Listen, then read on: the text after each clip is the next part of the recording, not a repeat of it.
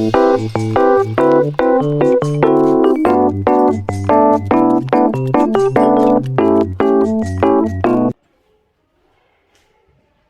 오늘은 고전시가 12강 어부단가 이헌보 어부단가를 보도록 하겠습니다. 일단 본문 분석부터 하고 이제 이 어부단가를 촬영을 하면서 어부단가 속에서 나온 고전시가의 특징들도 같이 한번 설명을 하고 이제 진행을 한번 해보도록 할게요. 1수 이 중에 시름 없으니 어부의 생애로다. 이력편주와 만경파에 띄워두고 인세를 다하셨거니 나을 가는 줄 아느냐 아는가 해가지고 여기서 시름이 없다 라고 나와있는데, 시름 없다는 걱정이 없다 라는 뜻으로 알고 있으면 될 것 같습니다. 이게 시름이 없고 여기서 어부가 나오는데 이 어부에 대해서 좀 설명을 해보도록 하겠습니다. 그래서 어부단가에서 나오는 어부에 대해서 좀 설명을 해보면은, 이 어부라는 사람은 이제 고기를 낚는 사람을 우리가 어부라고 부르죠. 하지만 여기서 나온 어부는 가오옹이라고 칭합니다. 여기서 가오옹이 무엇이냐라고 하면은 가짜, 어부, 늙은이라는 뜻으로 이제 해석하면 돼요. 이 시에서 나온 어부는 실제 어부가 아닌 그냥 고기를 잡는 실제가 아닌 가짜 어부라는 뜻입니다. 가짜 어부 해가지고 자연적으로 노는 사람을 어부, 즉 가오옹이라고 여기서는 설명을 하고 있어요. 좀 이따가 고전 시가의 어떠한 특징들에 대해서 설명을 할 건데, 여기서 좀 스포를 하면은 대체적으로 고전 시가 밑에 이헌보라고 어부단가 이렇게 이름과 제목이 명확하게 기재가 되어 있고, 이러한 자연물에 관한 얘기면은 이곳은 4대부가 지은 것으로 우리가 추정할 수가 있어요. 이러한 고위 관직들이 이제 짓는 시조이다 보니까 이런 어부들이 실제 고기를 잡는 어떤 농민층에 대한 얘기가 아니고 이 가오옹, 즉 자연에서 노는 어떤 귀족의 삶이라고 우리가 알 수 있습니다. 여기에 생애로다, 이력편주는 나뭇잎처럼 작은 배라고 그냥 알고만 있으면 될 것 같아요. 만경파에 띄워두고 인세, 여기서 인세에 대해서 나오는데 인세는 이제 속세를 의미합니다. 부정적인 것은 빨간색, 긍정적인 것은 파란색으로 대충 한번 써보도록 할게요. 이제 일수가 끝나고 굽어보면 천심녹수, 들어보니 만척청산, 십장홍진이 얼마나 가렸는가, 강호에 월백하거든 더욱 무심하랴. 여기서 천심녹수, 만척청산은 자연물에 대한 내용입니다.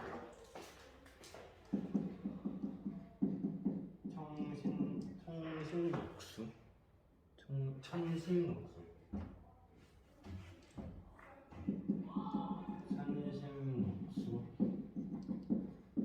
만척청산, 이 아이들은 자연물을 가리키는 것으로, 자연은 이제 사대부들이 좋아하는 어떠한 이제 물건들이죠. 얘네랑 같이 놀고 싶어하고 하는 그런 물입니다.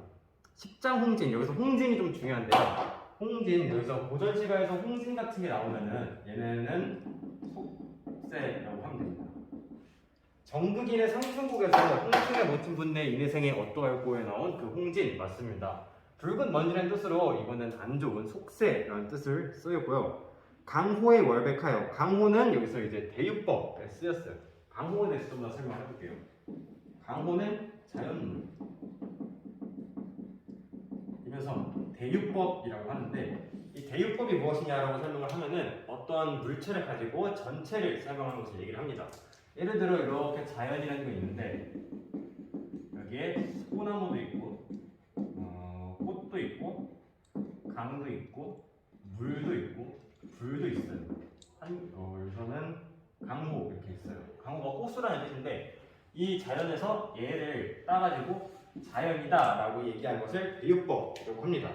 흔한 예시로 좀 들면은 축구 경기를 봤을 때 우리가 메시를 알아라고 하면은 메시가 축구 선수인 거는 누구나 알고 있는 사실이죠. 하지만 좀 유명하지 않은 그런 축구 선수 이름을 언급하면서 너 그 사람 알아? 그거 봤어?라고 하면은 못 알아듣는 것과 비슷한 맥락이라고 생각하면 될 것 같아요.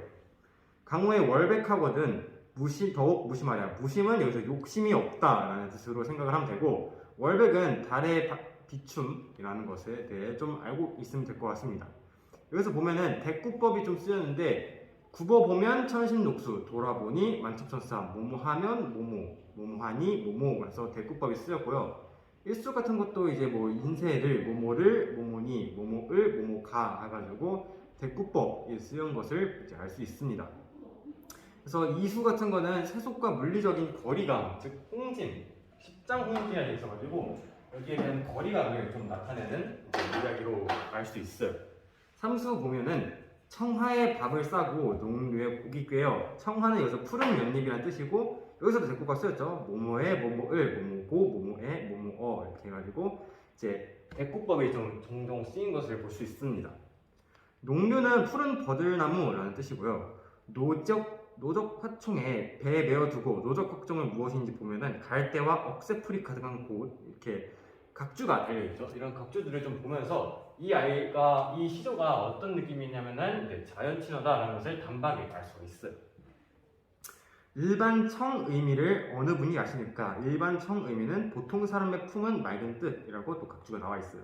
뭐뭐하니까라고 나와 있으니까 서리법이 쓰였고 이제 자연 그리고 갈대꽃, 뭐 풀옥새, 덤불 이런 거로 이제 자연을 나타내는 삼수를 볼 수 있습니다. 산두에 한운이 일고 수중에 백구가 난다. 이 문장 정말 중요한데요. 그래서 백구라는 소재가 하나 나와요. 백구. 백구는 흰 갈매기라는 뜻으로 무용이라는 뜻을 좀 갖고 있습니다. 이 흰 갈매기는 대체적으로 고전시가에서 자주 나온 소재니까 백구가 바로 나왔다 하면은 이거는 자연친화, 즉 무라이트이란 무라이트의 뜻을 갖고 있어요. 그래서 자연친화 무라이트를 그냥 기본으로 깔고 가면 될 것 같습니다. 여기서 이제 산두는 산 꼭대기를 의미하고 한우는 한가로운 구름을 의미합니다.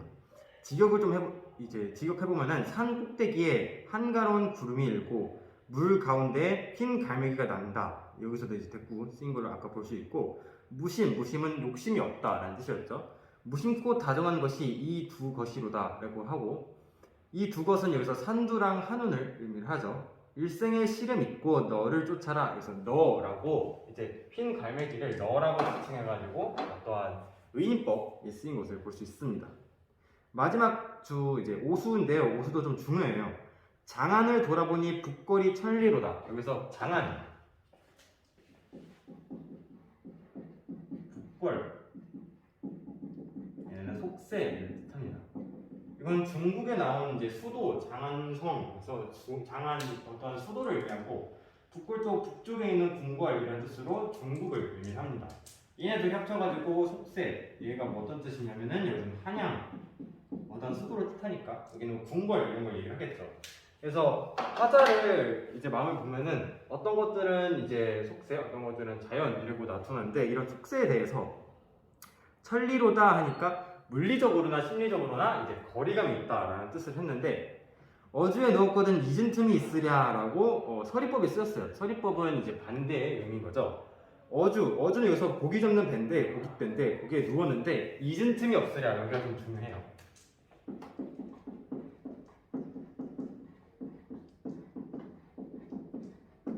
잊은 틈이 없으랴 여기서 서리법이 쓰였고 잊은 틈이 없다. 즉 잊지 못했다 어떤 것을 속세를이라고 얘기하면 될 것 같습니다. 자, 좀 정리를 해보면요, 이 화자는 어떠한 자연물과 친하게 지내고 싶고 속세에도 거리감이 있고 나는 자연이 좋아라고 얘기를 했지만 마지막 오수에서 잊은 틈이 없으랴라고 내가 잊은 적이 있겠느냐라고 속세가 아직 기억난다라는 의미로 전달할 수가 있죠. 그래서 여기서 화자가 속세를 완전히 멀리했다라고 보기에는 좀 어려운 선지로 볼 수 있습니다. 두어라는 감탄사고요. 내 시름이 아니라 제세현이 없으랴라고 제세현은 이런 시름을 덜어낼 어떠한 영웅이라고 얘기를 하시면 되고 이해하면 될 것 같고 없으랴라고 했으니까 얘도 서리법에 쓰였고 이런 이제 속세 물들 속세에 관한 것들을 제세현이 이런 것을 해결해 주겠다. 나는 아무 상관이 없다. 라고 얘기하고 있습니다. 즉 여기서 화자는 아까도 얘기했듯이 이런 속세를 잊은 틈이 없지만 이러한 속세를 누군가 해주겠지. 제세현이라는 어떤 영웅, 즉 뭐 히어로가 해주겠지라고 이제 생각을 하고 이 시조가 마무리가 되고 있어요. 어부단가라는 시조는 정말 심플한 시조거든요. 그러니까 어떤 고전 시가에 대한 정형화된 시조라고 생각하면 될 것 같아요. 그래서 이렇게 어부단가만 하기에는 좀 밋밋하니까 제가 고전 시가에 대해서 조금 설명을 드리고 이제 문제풀이로 넘어가 보도록 하겠습니다. 이 어부단가에서 나온 내용들을 기반으로 설명을 드릴 건데, 우선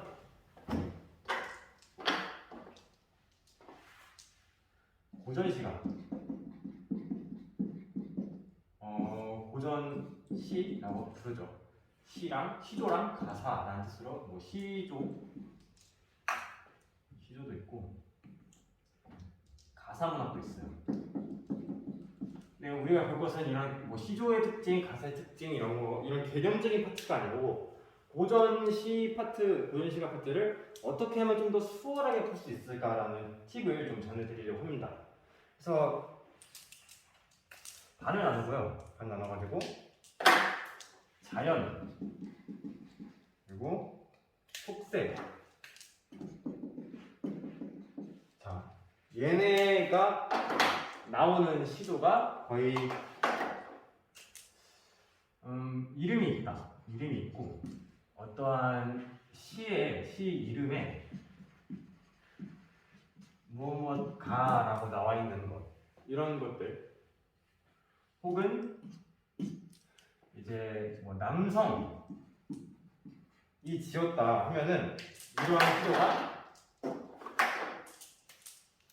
이러한 자연 친화 같은 자연과 속세에 관련된 어떠한 시조가 거의 한 70%라고 보시면 될 것 같아요. 70%는 이런 시조다. 나머지 30%는 뭔데? 이렇게 물어보면은, 나머지 30은 이제 임금에 대한 내용입니다. 약간 얘가 좀 더 비율이 많아요. 보통 보면은 이 임금 파트랑 자연 파트 이렇게 얘기를 안 하고, 어떤 이름이 없고 그냥 시조가 떡하니 나왔다, 작자 미상 이라고 나왔다면은 평민계층. 작자 미상에 관한 것은 평민계층에 관한 내용이고, 보통 보다 보면은 정말 드물게 뭐 황진이 이런 사람이랑 갑자기 기억이 안 나는데 그 이화 우익불일제 이런 거 같은 거는 이제 여성이 쓴 시죠. 여성이 쓴 시로, 근데 실제 찐 님을 그리워하는 내용인데, 남자가 어떠한 이름이 남자예요. 즉 얘네는 사대부죠. 이런 사대부들이 쓴 시가 여성적일 때가 있어요. 이런 사대부들 쓴 시들이 여성적일 때는 이거는 임금, 이게 80% 임금입니다. 80%도 좀 적어요. 자, 95%가 임금에 대한 내용입니다. 정말 그냥 가끔 가다가 무슨 진짜 여성을 사랑하는 내용이 담겨 있긴 한데, 그냥 정말 소수고 거의 그냥 99% 그냥 생각하면 될 것 같아요. 임금에 대한 내용이란 거. 하지만 우리는 어부단가에 대한 내용이니까 이러한 외적인 30% 임금 내용 말고 70% 내용을 좀 다뤄볼게요. 70% 같은 내용을 보면은 작자가 있고 어떠한 소재가 나오면은 이제 우리가 자연치사라고 이제 딱 정의를 하는데, 그 소재들 중에서 안첩특산 이게 좀 유용해요.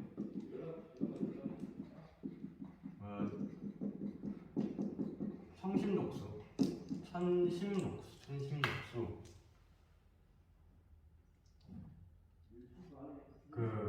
백구 이런 것들이 좀 나오면은 우리가 자연친화라고 그냥 기본적으로 깔고 하면 될 것 같아요. 강호도 있고요. 또 이제 어떠한 자연물을 소재로 하는 거. 자연이라는 하나 있는데, 이 자연물 중에서 대나무, 국화, 소나무 이런 아이들이 있어요. 이게 매난국죽이라고 부르거든요. 이 매난국죽들이 나오면은 얘네는 임금에 관한 내용입니다. 즉 30%에 들어간 애들이죠. 이런 애들을 제외한 나머지 자연물들을 좀 보고 내용상 얘네랑 친해지고 싶다, 혹은 정이 된다, 무라일체다, 이러면은 얘네가 자연을 뜻한 것을 과거로 볼 수 있어요. 그러니까 모의고사를 딱 풀 때 고전 시간을 딱 보고 이제 백구가 나왔다. 백구는 근데 너무 흔한 소재가니까 어떤 자연물이 나왔다. 이런 자연물이 내가 친해지고 싶대 이런 화자의 내용이 나오면은 이거는 자연 친화 쪽으로 바로 끌고 가면 될 것 같아요. 이런 자연물이 좀 애매한 부분이 있잖아요. 이런 부분들. 그러니까 속세 이런 애들 있는데 예를 들어 이제 붕벌 그런 게 있고 홍진이 대표적이죠. 붉은 먼지 이런 것도 대표적이고 아까 받았던 이제 장안 얘네도 좀 흔한 애들이에요. 이런 애들이랑 뭐 인간신상 이런 표현들을 비유법으로 쓰는 것들 시조를 보다 보면은 인간신상을 뜻하는 것들을 이제 비유법으로 표시하는 것들이 좀 은근 많아요. 얘네들도 보면은 이제 바로 자연친화다라고 얘기할 수 있어요. 고전 시가는 어떤 소재를 보면은 이 주제가 어느 것이겠구나라고 좀 알 수 있는데 자연적인 거를 얘기를 하려면은 이제 만척성산, 청김녹두, 백구, 강우, 자연물 이런 애들이 나오면은 자연 친화적이다라고 소재를 깔고 가고 얘네는 좋은 거다, 좋은 거라고 알고 있고 이런 붕벌, 홍진, 장안, 인간세상 얘네가 속세를 뜻하고 얘네도 자연 친화 얘기인데 얘네들은 부정적이다라는 인식을 갖고 있으면 될 것 같아요. 그 외에 나머지 30% 얘기는 작자기자는 평민계층, 뭐 정말 드물게 여성 화자가 얘기한 게 나오고 남자 이름의 사대부인데 여성 화자가 쓴 것 같은 거면은 99%가 임금에 대한 내용이고 자연물 중에서 매난국특, 대나무, 국화, 소나무 얘네들 같은 이제 지조절기충을 의미하는 애들은 임금에 관한 내용이고 자연친화 얘기가 아닙니다. 자, 이러한 이제 특징들을 보고 예를 들어 어부단가라는 시료를 처음 봤다고 한번 쳐봅시다. 어부단가라는 시를 처음 보고 이제 이러한 지식들을 좀 알고 접근해 보면은 여기서 어부를 모를 수도 있죠. 하지만 천심녹수 이런 천심녹수들을 모를 수도 있어요. 근데 이런 맨 뒷글자 물수 정도는 알죠. 그리고 만첩청산이 맨 뒤에 산자도 알죠. 그러니까 물과 산 같은 것 자연물이네, 자연친화겠구나라고 생각을 하면 돼요. 쭉 보면서 대나무에 대한 내용이 있는지 국화에 대한 내용인지 이런 것 좀 확인을 하면서 넘어가는데 결정적인 게 있죠. 바로 이제 백구는 정말 유명한 소재니까 이 백구만 봐도 아 얘는 자연 친화겠구나 라고 생각을 하면 될 것 같아요. 이렇게 해가지고 고전시가 좀 분석을 하는 편이랑 어부단가 편을 좀 바쳤습니다. 그래서 이제 문제를 한번 풀어보도록 할게요.